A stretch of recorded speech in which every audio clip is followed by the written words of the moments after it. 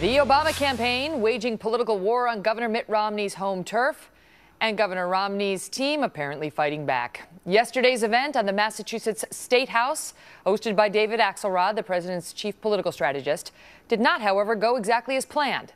Instead, Axelrod, one of the president's top campaign guys, was drowned out by Romney supporters.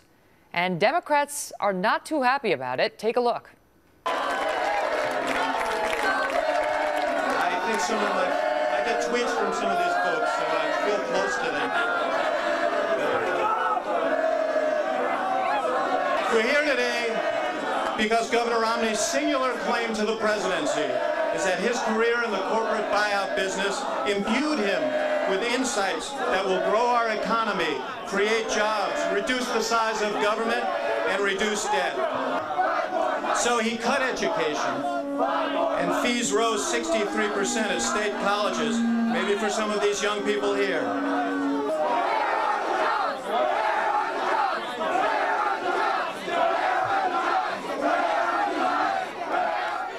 And it went on from there. Dan Gerstein is president of Gotham Ghostwriters, and Lars Larson is a syndicated radio talk show host. Both join me now. So you've got the Obama campaign coming out and calling this juvenile and discussing these, quote, circus-like tactics. And you've got Governor Romney himself coming out and saying something about sauce for the goose and the gander. Here's Romney. Listen. Well, you know, I've noticed now that we've gone to a number of events, and you've been with us as well on these, and most of the events I go to, or many of the events I go to, there are large groups of, if you will, Obama supporters there heckling me. And at some point you say, you know what, sauce for the goose is sauce for the gander. If they're going to be heckling us, well, we're not going to sit back and play by very different rules. If the president's going to have his people coming to my rallies and heckling, why, we'll show them that, you know, we conservatives have the same kind of a capacity he does. Lars, good move? Megyn, I've never defended the idea of drowning out speakers. I want everybody to be able to speak.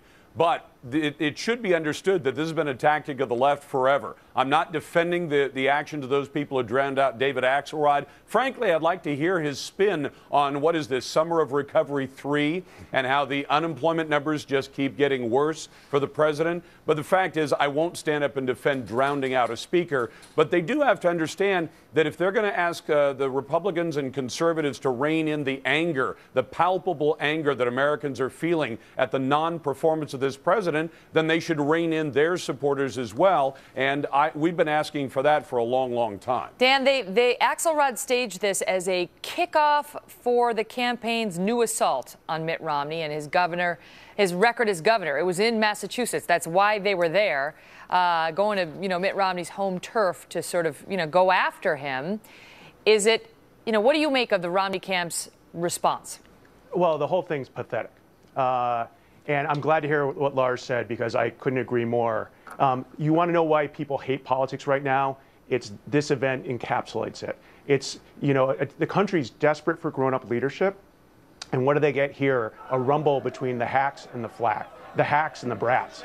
With all due respect to David Axelrod, he's a really good ad maker. But what is he doing being out front and being a spokesman for the Obama campaign? He just doesn't have the credibility. And it's crazy that this is what it's devolved to. And then the other hand, you have a bunch of folks coming in, and we should be having serious debates and shouting them down. We've gone from juvenile to infantile. You know what's interesting, but that's an interesting point you raised, Dan, because there's a question about whether these folks who are drowning him out would have felt as comfortable doing that to the candidate himself, the President of the United States. Is there a risk in sending out, your top political guy versus the candidate? Yeah, there is, and I don't get this at all, either side, and I agree with Lars. Neither side should be engaging it'd be nice in this. It'd be nice to see both sides grow up and just demand some real answers. But frankly, Megyn, I understand why people are this angry. We've seen anger all around the world about economic conditions in various different countries for various reasons. What we have now is a president who's never held a real job in his life, who has no record of success as president, And he's trying to attack a man who's actually created tens of thousands of jobs. And the folks who support Romney and say he would make a better president believe that this guy has a real track record of creating jobs and saving broken companies. In some cases, they couldn't be saved, of course. But the president has no record of this. And yet his spinmeisters like Axelrod are trying to say, we're growing jobs. No, you're not. We have net fewer jobs today than we did 3 years ago. American women, for example, have lost 750,000 of the jobs that have been lost in the last 3 months in the Obama administration. But I want to this is not a Republican war on women. I want to ask Dan about this because, you know, there are some arguing that this makes Governor Romney look bad because, and reading the reports, some suggest that he actually sent these people there. Or I couldn't tell whether, in fact, that was the case or whether he just supported what they did. Whatever it is, the criticism is it makes him look bad to have done that at all. But at the end of the day, you tell me, Dan, because you had supporters of Mitt Romney who were there shouting at David Axelrod, a guy who is, you know, clearly in charge of the president's reelection campaign.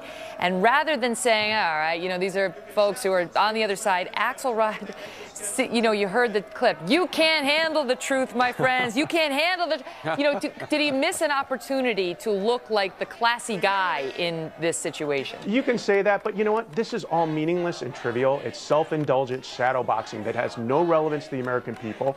And totally misses the point. Lars is right. People are angry, but they're not just angry at President Obama. They're angry at the state of their economy, that it's totally imbalanced.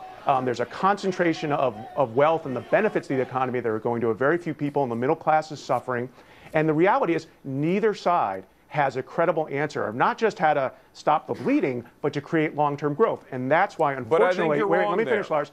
Both sides are going to engage in these trivial games, finger pointing, trying to tear the other side down, because the reality is, and this is hard work, coming up with these answers is hard work, but they don't have the answers. And if they don't have the answers, all they can do is tear the other guy down. Well, I understand that. In response to the whole incident, the campaigns have now put out a no bullying rule, and they're trying to educate the public on the damage that this kind of heckling can really do.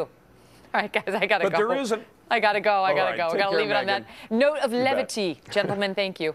Thanks, Megyn.